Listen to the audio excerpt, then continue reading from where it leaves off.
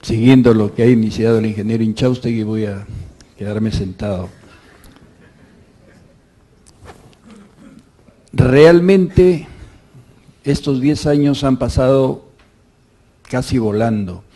Yo voy a comentar un poco el proceso en sí, el proceso que se le encargó a COPRI realizar para conseguir los inversionistas que el desarrollo de este proyecto requería.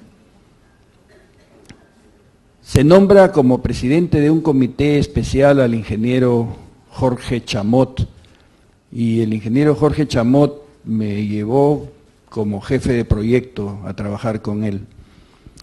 Pero al poco tiempo lo nombraron ministro, el ingeniero Jocama lo recomendó pues y se lo llevaron. Y entonces me dice, Lucho, tú vas a continuar. Yo la verdad que me asusté por el tamaño del proyecto, pero asumimos el reto con muchísima gente, porque este es un proyecto que demandó la participación de mucha gente. De los proyectos que hemos manejado en COPRI, desde aquella época hasta ahora, porque hasta ahora sigo ahí trabajando, no hemos tenido ningún proyecto con tantísima gente. Llegamos a ser 34 personas, pero el resultado al final nos dio la razón. Hicimos un trabajo lleno de anécdotas y yo hoy día me voy a permitir contarles algunas de esas anécdotas, porque la verdad es que aparentemente un proceso comienza con una convocatoria y termina con una buena pro y al final culmina pues con la firma de un contrato o varios contratos. Pero no, en medio hay tantísimas cosas que uno, si no se las cuentan, realmente no se las puede imaginar. Y Cecilia se ha anticipado en una cosa, nosotros estamos preparando un libro que ya tiene bastantes páginas, justamente basado en más anécdotas que en otras cosas. Por ejemplo, cuando se comienza a promover el desarrollo de este proyecto, el ingeniero Chamot, que le gustaba viajar bastante, me dice, vámonos, nos fuimos, pero eran unos viajes de promoción que en 7 u 8 días visitábamos 10 ciudades, y entonces teníamos que movernos todo el tiempo. Nunca tuvimos tiempo para ir a visitar siquiera las ciudades. Pero cada vez que llegábamos a visitar una empresa, la empresa lo primero que nos decía era, pero ¿cómo vienen ustedes a promover un proyecto que le pertenece a Shell? O sea, Shell había sembrado esto en los inversionistas y los inversionistas pensaban que Shell todavía tenía a su cargo el proyecto. Esto se notó a la hora de detener las ofertas, pese a que habíamos visitado muchísimas empresas y que todos nos escuchaban con mucha atención, al final solamente tuvimos 2 ofertas. Y durante el desarrollo del proceso y el diseño del esquema, se fijó una regalía, que era una regalía creciente por volumen y por precios, pero tenía un límite, tenía un techo. Y entonces, pocos días antes de la presentación de ofertas, a alguien se le ocurrió preguntar, oye, ¿qué pasa si la oferta supera el techo?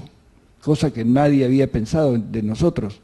En ese momento tuvimos felizmente la suerte de poder poner una línea adicional en el contrato que decía que en caso la oferta superara el techo ya esa oferta se consideraba sin modificación, sin incremento hasta el final del contrato. Bueno, así sucedió, porque cuando se abre la primera oferta, no voy a decir el nombre de la empresa, pero se abre la primera oferta y a mí me tocó leer, yo solamente tenía que leer un numerito que decía X porcentaje de regalía, pero como superaba y era tan grande para nosotros, entonces leí toda la oferta, toda, tratando de recapacitar. Y entonces ya se aceptó y le dije al ingeniero Chamot que estaba a mi lado, le dije, ingeniero, nos sacamos la lotería. Sí, me dice, nos sacamos la lotería.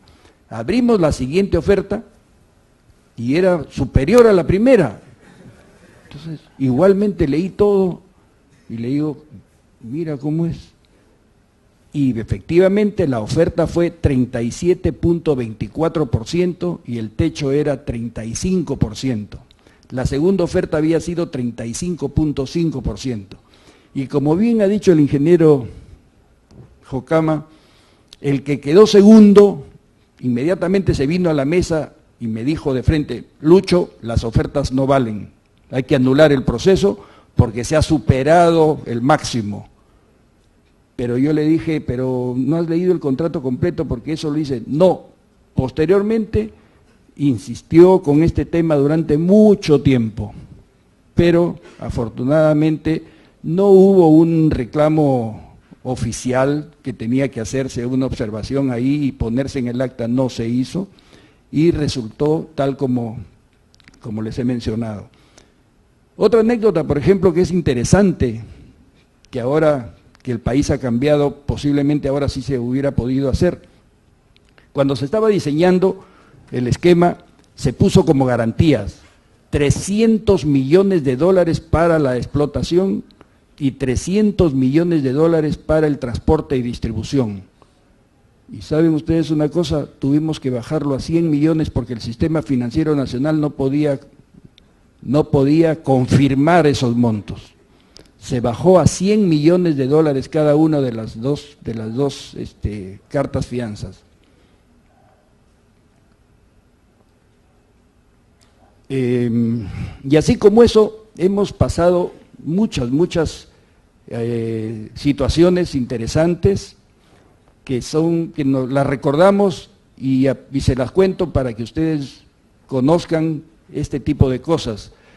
Por ejemplo, como bien ha dicho también el ingeniero Jocama, aquí teníamos que tener 3 contratos, uno de explotación, uno de transporte y uno de distribución.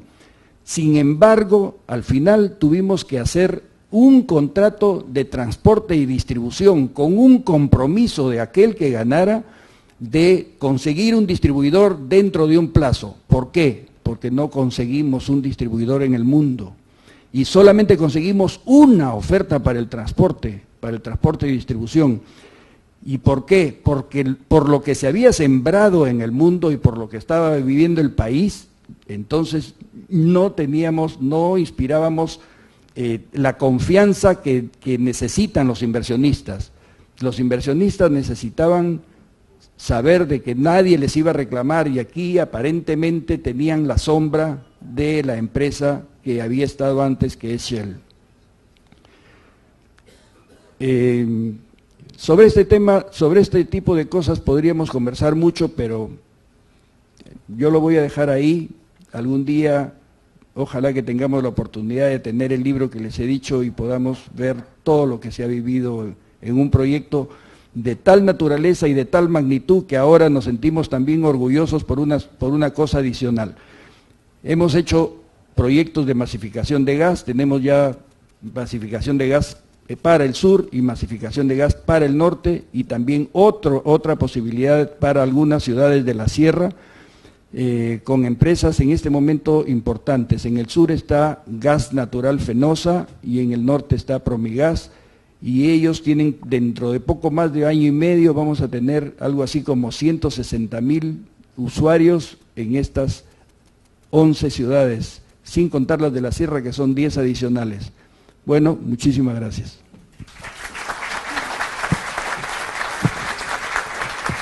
Gracias, ingeniero Ortigas, muy amable.